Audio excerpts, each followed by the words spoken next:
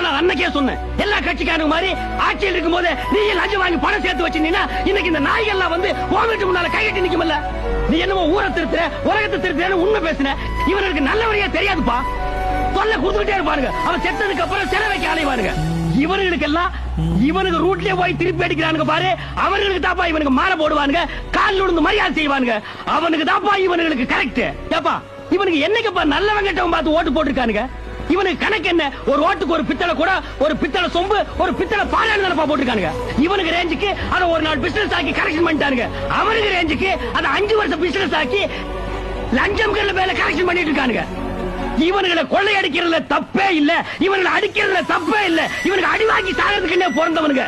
எப்போ கல் தோன்றி மண் தோன்றா காலத்து. அது என்னப்பா அது? எவனாவது ஏதாவது குடுக்கறான்னா லைன் கட்டி நிக்கிறீங்க.